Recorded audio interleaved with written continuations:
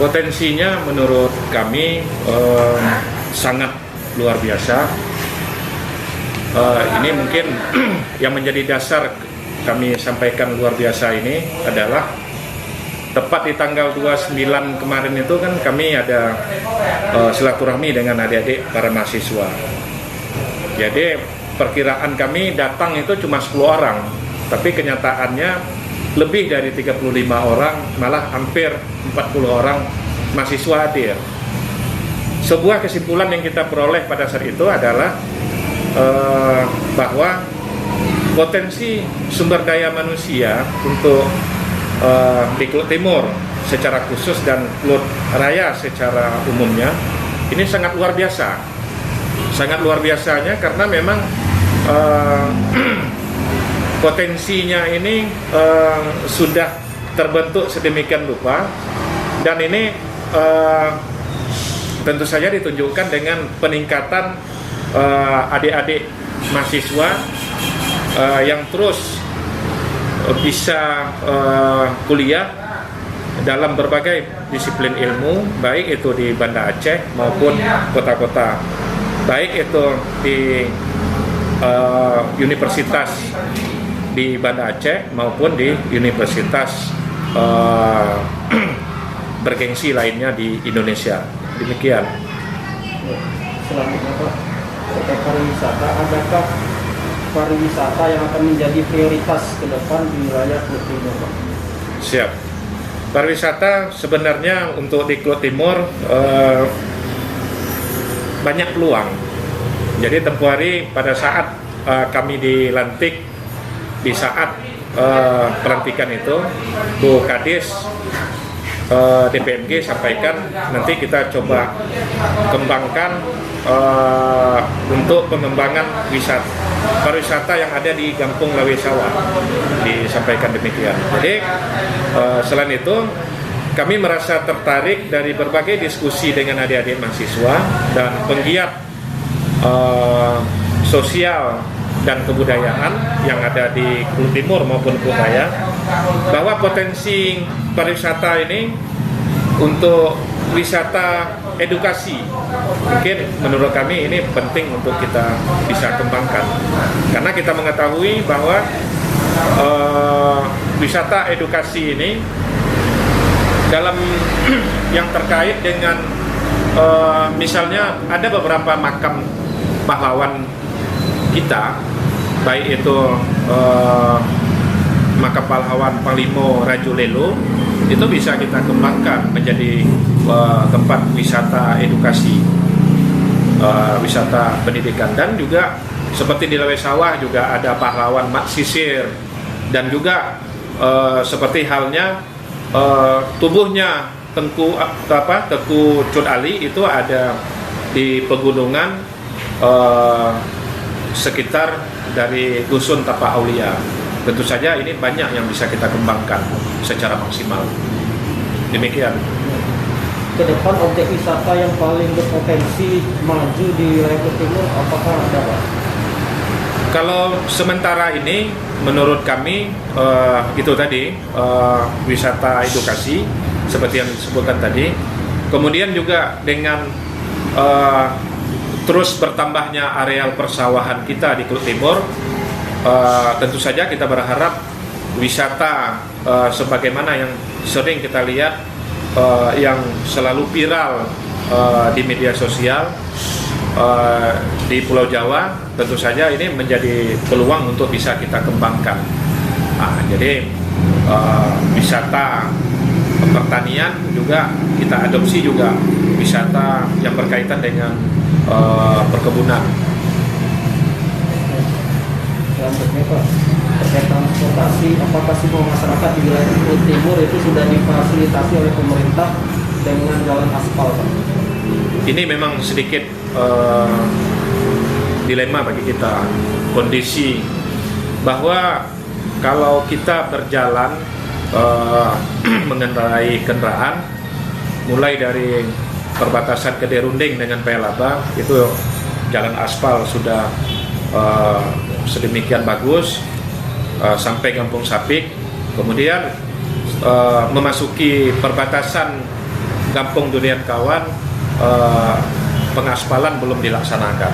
Besar harapan kita mulai dari Kampung Durian Kawan itu sampai ke Payadapur dan juga seterusnya sampai ke Lawe Sawah ini bisa dapat terwujud dalam tahun ini. Ini menjadi sebuah harapan dari masyarakat Kulut Timur. Ya, jika nanti Pak semua jalan di Kulut Timur sudah diaspal, ini yang paling berdampak yang dirasakan masyarakat dari sektor apa Pak? Peningkatan ekonomi jelas. Usaha UMKM terus menggeliat dan pengangkutan juga hasil pertanian dan perkebunan masyarakat tentu saja ini menjadi lebih dimudahkan.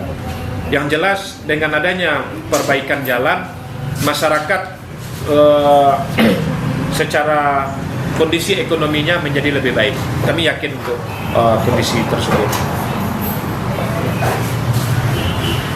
Mungkin penjelasannya Pak, rata-rata penghasilan masyarakat Kulut Timur itu Pak? Ya, rata-rata ini mungkin kami tidak bisa secara angka kami sampaikan. Menurut kami dengan kondisi pandemi ini berbagai hal untuk sisi perekonomian masyarakat tetap ada terdampak. Jadi kita berharap terus bersama masyarakat bisa memotivasi,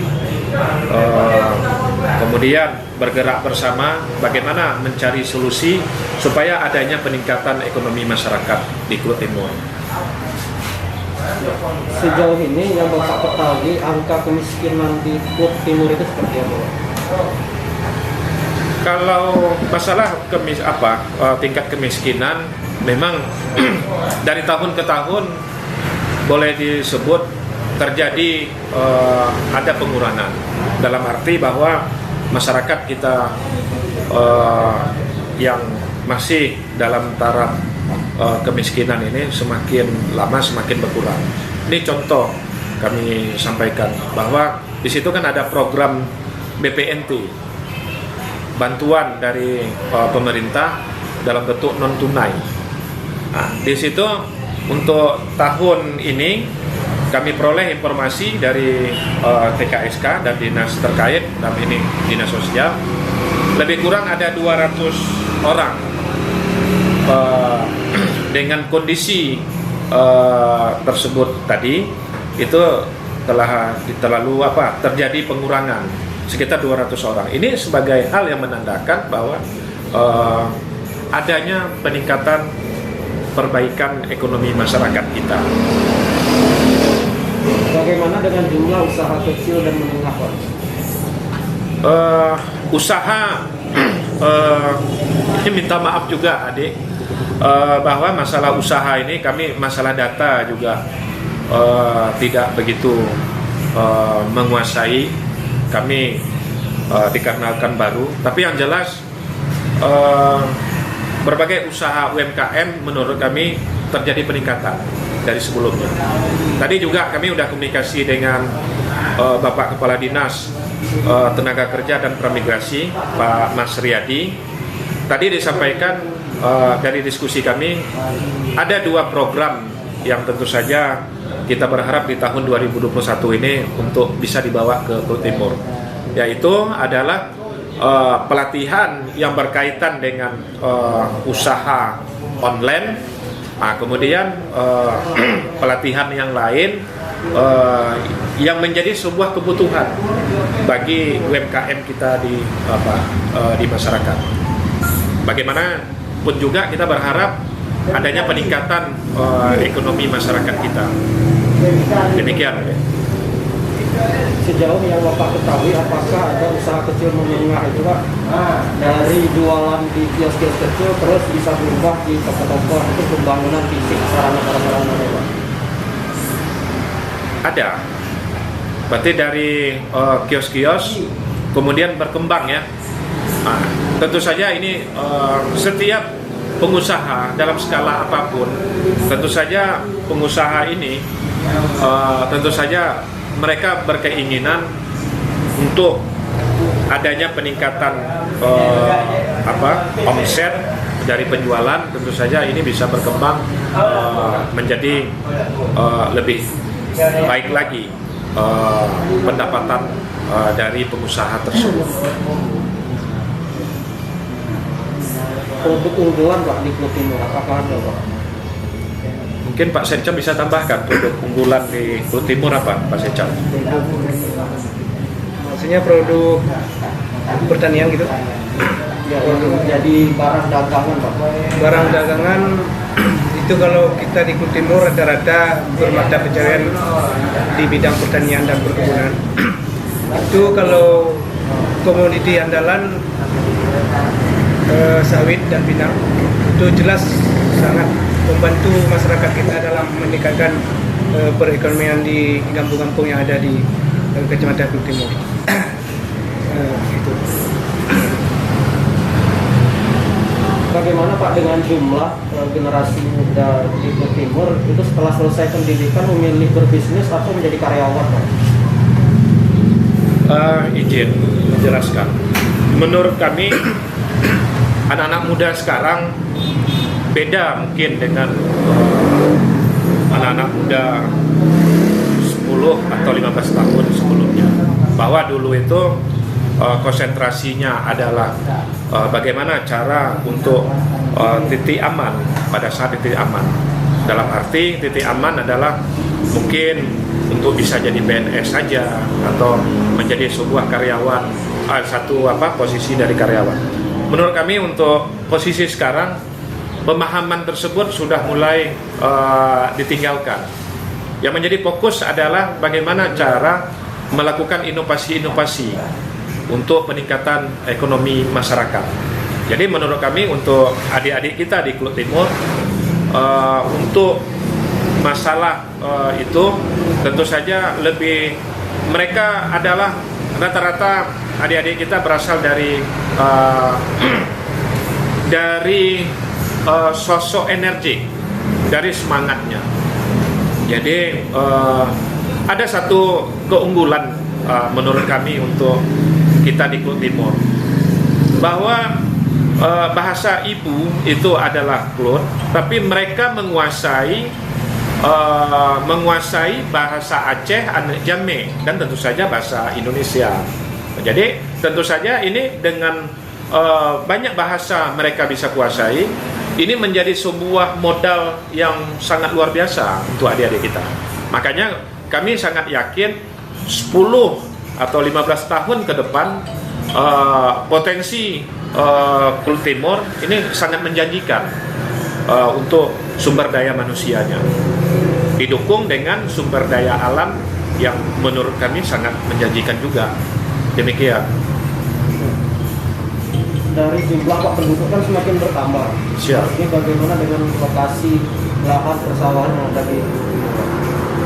Menurut kami malah untuk lahan persawahan kondisi malah masih banyak yang belum tergarap untuk Kulut Timur, untuk lahan sawah. Dengan kondisi ini adalah bahwa kita terus berupaya minimal dalam setahun itu minimal 2 kali panen. Jadi itu yang kita harapkan. Malah kita berharap dalam 2 tahun bisa 5 kali panen, sebagaimana dilakukan oleh kecamatan-kecamatan lain, gitu. Nah, jadi ini menjadi sebuah harapan kita. Jadi kalau untuk masalah lahan, menurut kami tidak menjadi suatu kendala. Lahan tersedia. Kemudian untuk jaringan irigasi juga, walaupun ada sedikit, ada 1-2 kendala, tentu saja solusi tetap terbuka untuk bisa kita kembangkan. Apalagi terus terang adik-adik kita mengetahui juga bahwa semua potensi masyarakat Kulut Timur ini kan siap bahu-membahu. Tidak ada yang perlu kita ragukan terkait dengan semangat untuk masyarakat Kulut Timur, baik yang berdomisili di Kulut Timur maupun yang saat ini sedang bertugas atau bertempat tinggal di luar Kulut Timur. Demikian. dari penghasilan dari Pak ada sawit, ada pinang, ada padi. Ini apakah dari hasil itu mampu menambah luas lahan mereka atau malah lahan itu dijual ke orang lain, Pak? Itu mungkin bisa dijelaskan oleh Pak Secap. Itu memang kalau masalah penambahan lahan itu sudah pasti.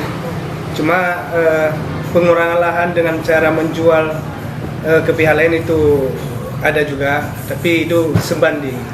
Itu pembukaan lahan baru ada, yang dijual ke pihak lain itu pun ada, tapi tidak berpengaruh besar. Masyarakat rata-rata yang menjual itu lebih dari lahan yang mampu diolah sendiri. Di wilayah Kulit Timur kita punya sungai, Pak. Sebenarnya sungai ini dampaknya bagi masyarakat sekitar seperti apa, Pak? Sungai sungai besar ya, Sungai Kluwut ya. Ya. Dampak ini posisi seperti halnya ini memang sedikit dilema bagi kita.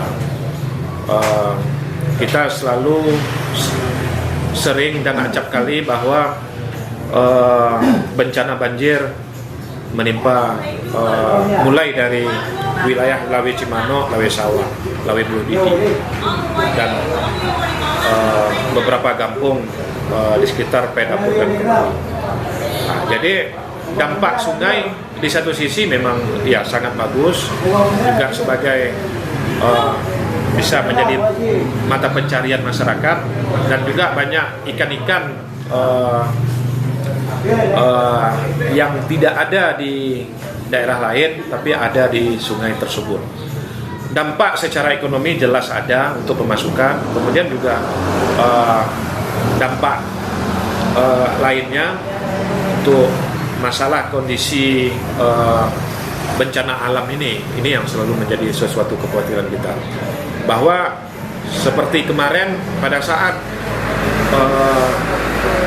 warga kaum ibu di Kampung Pedapur membuat acara istilahnya acara makan-makan, kita karena tidak ada pantai dari sungai itu, akhirnya kita harus nyebrang jembatan yang notabene berada di wilayah Kluwut Utara. Kemudian di bawah jembatan itu ada lokasi yang sangat bagus, jadi acara tamasyanya kita lakukan di sana. Ini suatu kondisi yang masyarakat kita memaklumi dengan berbagai kondisi yang ada. Nah, seperti Bapak sampaikan tadi, Pak, kita ada beberapa jenis ikan seperti gemuk, situ, dan lainnya, Pak. Ya. Apakah ikan ini berpotensi, Pak, untuk mensejahterakan masyarakat? Berpotensi, walaupun sifatnya ikan-ikan ini adalah musiman ya, sangat berpotensi. Jadi makanya kita terus berupaya mencari jalan, tentu saja dengan melibatkan berbagai unsur yang ada di dalam masyarakat, baik itu masyarakat di Kulit Timur maupun luar Kulit Timur. Potensi-potensi ikan ini yang hanya ada di yang Sungai Kluwut ini, bagaimana bisa kita bisa kembangkan. Ini supaya selama ini bagaimana cara dibudidayakan secara maksimal. Apalagi kita ada lahan yang tersedia cukup untuk bisa melakukan pengembangan. Demikian. Mungkin dari sekian pertanyaan kami tadi, Pak, apa yang ada kesimpulan atau hal penting lain yang disampaikan? Kesimpulan mungkin dari kami adalah kami sangat yakin bahwa potensi sumber daya manusia dan sumber daya alam yang ada di Kulit Timur sangat luar biasa. Menurut kami ini sangat menjanjikan untuk berbagai perbaikan ekonomi masyarakat kita, dan untuk kesiapan anak-anak muda yang berumur 17 tahun sampai ke 40 tahun posisi sekarang ini bisa terus untuk bisa berkiprah lebih bagus lagi. Dan kami yakin Kulit Timur sangat menjanjikan prospeknya untuk mulai saat ini 5-10 atau 10 tahun ke depan maupun selebihnya, itu menjadi sebuah potensi yang sangat luar biasa, sangat menjanjikan untuk Pulau Timur.